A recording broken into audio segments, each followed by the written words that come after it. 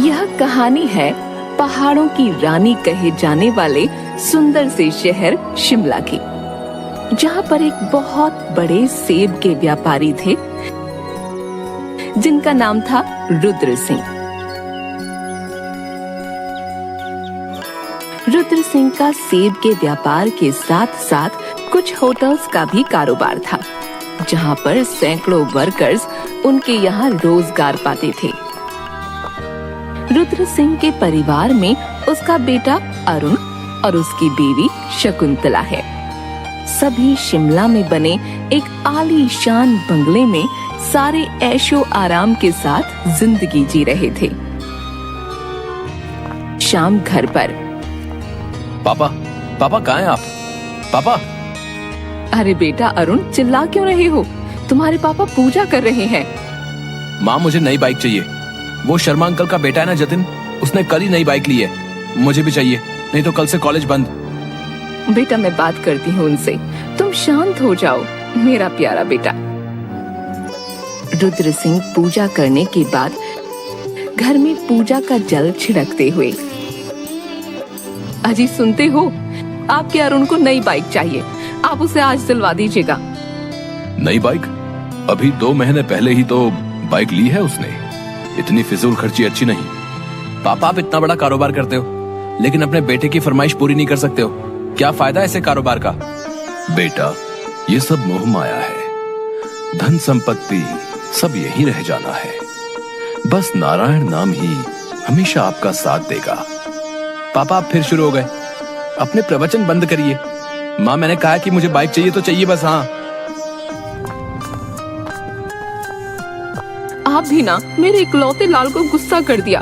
उसको आप बाइक दिलवा रहे हैं बस। ये बोलकर शकुंतला वहाँ से चली जाती है और रुद्र सिंह लोटे से थोड़ा जल अपने ऊपर छिड़कते हुए ऊपर देखता है। नारायण सतनारायण, कृपा करें प्रभु। एक दिन रुद्र सिंह अपने ड्राइवर के साथ गाड़ी में कहीं जाते हुए, ड्राइवर ने गाड़ी में चलते चलते फिल्मी गाने चला दिए। सतनारायण नारायण। अरे करम जले, सुबह सुबह क्या सुना रहा है ये? कुछ भक्ति संगीत चला जो मन को शांति दे। गलती हो गई साहब, वो ब्लूटूथ से कनेक्ट हो गया ना, इसलिए चल गया गाना। साहब लीजिए, स्पेशल भक्ति संगीत चलाता हूँ, लीजिए। और ड्राइवर कुछ भक्ति संगीत चला देता है। रुद्र सिंह आंखें मूंद कर आनंद लेते हुए भजन गुनगुनाता है। थोड़ी देर बाद गाड़ी से रुद्र सिंह देखता है कि एक बच्चा जिसके दोनों हाथ कटे हुए हैं और फुटपाथ के पास से आकर उसकी गाड़ी के पास रुका। ड्राइवर ने गाड़ी रोक दी। उस लड़के ने अपने गले में एक झोला टांग रखा था। साहब पेन ले लीजिए। साहब मेरे पास बहुत अच्छे पेन है। जाओ जाओ यहाँ से, कुछ नहीं लेना, चलो निकलो। बेटा रुको, ये क्या हुआ तुम्हारे साथ? कैसे हुआ? साहब क्या करोगे आप जानकर, बहुत लंबी कहानी है। इतना समझ लीजिए कि अब बस जितना बस में है उतना करके पेट पाल रहा हूँ। बेटा बहुत अच्छा काम कर रहे हो। भीख तो नहीं मांग रहे हो ना? अपनी मेहनत से कमा रहे हो। मेरा बगल में ही सेब का बागान है, अगर कभी कोई जरूरत हो तो जरूर आना। जी धन्यवाद साहब। अभी के लिए ये सारे पेन मुझे दे दो, मेरे वर्कर्स के काम आएंगे। इस तरह से रुद्र सिंह ने उस लड़के से सारे पेन खरीद लिए। लड़का खुश होकर वहाँ से चला गया और रुद्र सिंह भी नारायण नाम बोलकर गाड़ी में आगे बढ़ गया। कुछ दिनों बाद रुद्र सिंह को प्रभु से लगन लग गई। उनके जीवन में ऐसा कुछ घटा कि उन्होंने सारा कारोबार बंद कर दिया और संत बन गए। अब लोग उन्हें संत के नाम से जानने लगे।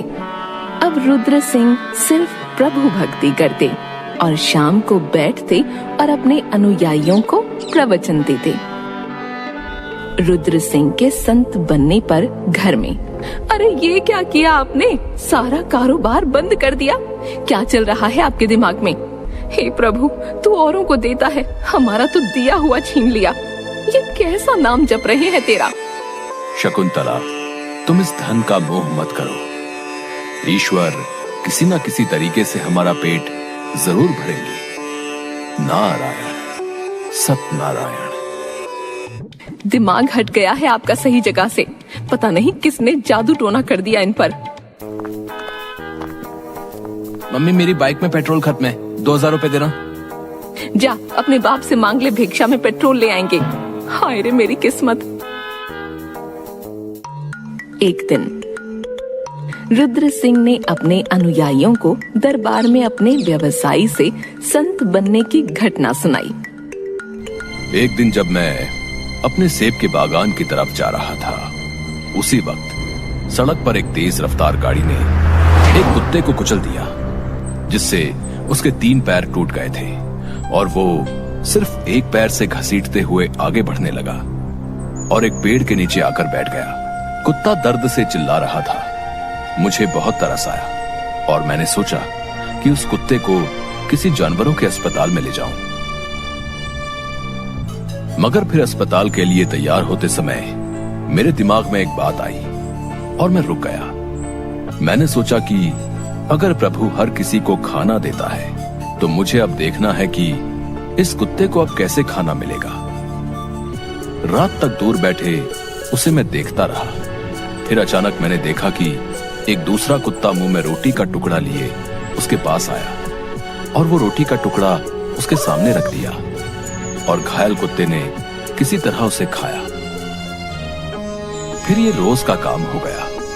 वो कुत्ता वहां आता और उसे रोटी देता या कोई और खाने की चीज, और वो घायल कुत्ता ऐसे खा खा के चलने के काबिल बन गया। मुझे ये देखकर अपने प्रभु पर अब ऐसा भरोसा हो गया कि मैंने अपनी फैक्ट्री बंद की, व्यापार पर ताला लगाया और प्रभु की राह में निकल पड़ा।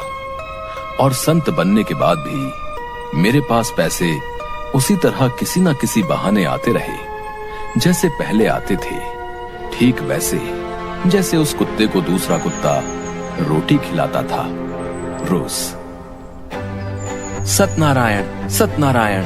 गुरुजी, आप धन्य हैं जो आपको नारायण जी ने राह दिखाई और अब आप हम सबको ज्ञान बांट रहे हो। सतनारायण सतनारायण।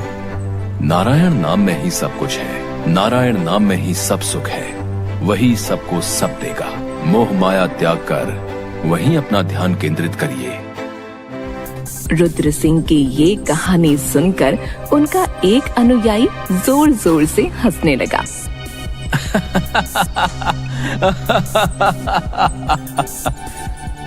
क्या मैं तुम्हारा इस प्रकार हंसने का कारण जान सकता हूँ? आपने ये तो देख लिया रुद्र सिंह कि प्रभु ने उस कुत्ते का पेट भरा, मगर आप ये ना समझ सके कि उन 2 कुत्तों में से बड़ा कुत्ता कौन है। मैं आपका कहने का तात्पर्य नहीं समझा, सही से बताएं। मेरा तात्पर्य ये है कि जिस कुत्ते ने खाना खाया वो बड़ा है या जो उसे खाना ला कर दे रहा है वो। आप खाना खाने वाले घायल कुत्ते बन गए और अपना कारोबार बंद कर दिया, जबकि पहले आप खाना खिलाने वाले कुत्ते थे, क्योंकि आपकी फैक्ट्री और कारोबार से सैकड़ों हजारों लोगों को खाना मिलता था। आप खुद बताइए कि पहले जो काम आप कर रहे थे वो प्रभु की नजर में बड़ा था या अब जो कर रहे हैं वो। जाने अनजाने में मैं क्या भूल कर बैठा जब ऊपर वाले ने मुझे हजारों लोगों के रोजगार का जरिया बनाकर भेजा था, तो मैं सिर्फ अपने बारे में ही सोचता रह गया। मुझे क्षमा करें नारायण, क्षमा करें। रुद्र सिंह की आंखें खुल गईं और उन्होंने दूसरे ही दिन अपना कारोबार फैक्ट्री फिर से शुरू कर दी और संत रुद्र सिंह फिर से व्यवसायी रुद्र सिंह बन गए। अपना कर्म करना न छोड़ें, कर्मयोगी बने रहना चाहिए।